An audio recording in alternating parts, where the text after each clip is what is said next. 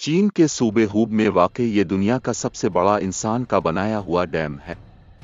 2300 metre चौड़ा और 60 मंजिला इमारत जितना ऊंचा थ्री गोरजेस डैम चीन की सबसे बड़ी दरिया यांगत्से रिवर के पानी को रोक कर बना गया है। ये डैम न सिर्फ बिजली पैदा करने का सबसे बड़ा जरिया है, बल्कि सैलाब को कंट्रोल करने और तिजारत के लिए दरियाई रास्ते को बेहतर बनाने में भी अहम किरदार अदा करता है। नाज़रीन, 6000 किलोमीटर से भी ज्यादा लंबी यांगत्से रिवर न सिर्फ चीन बल्कि एशिया का सबसे तवील दरिया है। ये दरिया चीन के मगरिब में पहाड़ों से शुरू होता है और चीन के आधे से ज्यादा इलाके को उबूर करते हुए शिंघाई के करीब मशरकी चीन के समंदर में जाकर गिरता है। 1911 में शदीद बारिशों की वजह से यांगत्से रिवर का पानी खतरनाक हद तक बढ़ गया, जिसके नतीजे में आसपास के इलाकों में तबाहकुन सैलाब आया।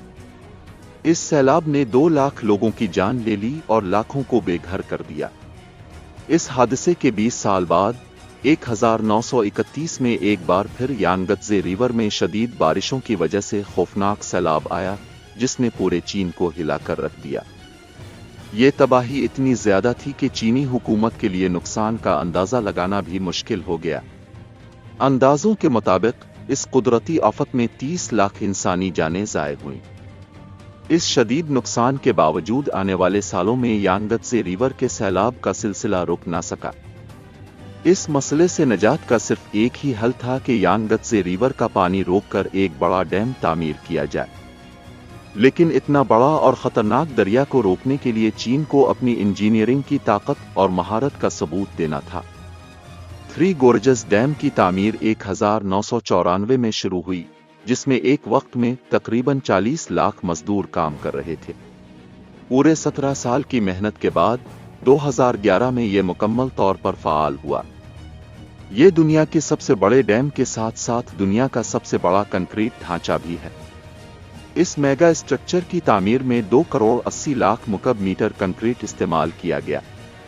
माहिरीन के मुताबिक अगर इतना ज्यादा कंक्रीट स्विट्जरलैंड जैसे मुल्क में डाला जाए तो पूरा मुल्क 2 फुट मोटी कंक्रीट की तह में दब जाएगा।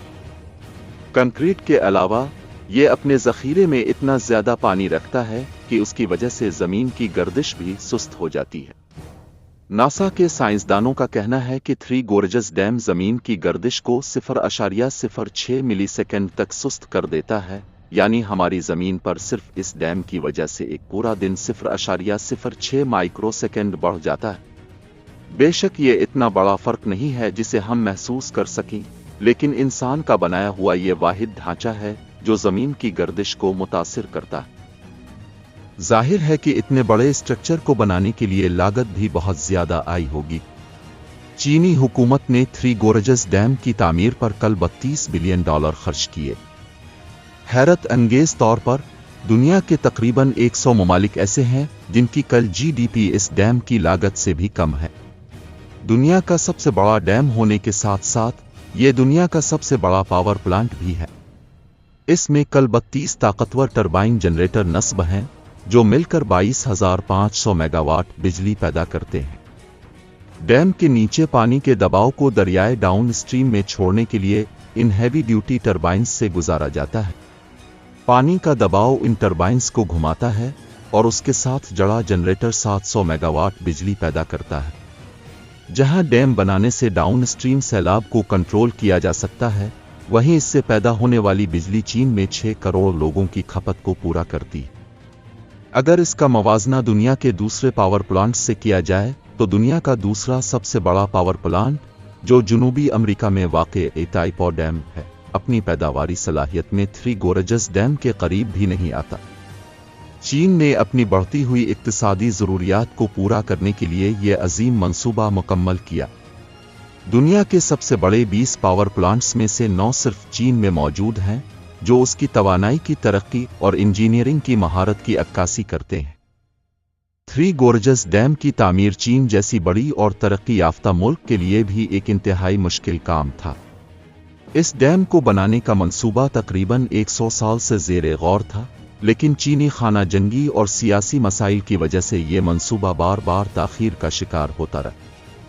1994 में जब इस डैम की तामीर आखिरकार शुरू हुई तो चीनी हुकूमत को शदीद तनकीद का सामना करना पड़ा। इसकी वजह यह थी कि डैम की तामीर के लिए 10 लाख लोगों को अपने घरों से बेदखल होना पड़ा।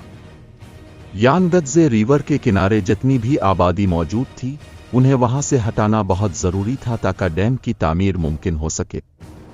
आज भी 1500 से जायद छोटे बड़े कस्बे और गांव इस डैम के पानी के नीचे दफन हैं, जो इस मंसूबे की कुर्बानियों की अक्कासी करते हैं। थ्री गोरजेस डैम के जहां बेशुमार फवाइद हैं, वहीं इसके साथ चीन के लिए खतरात की एक तलवार भी लटक रही है।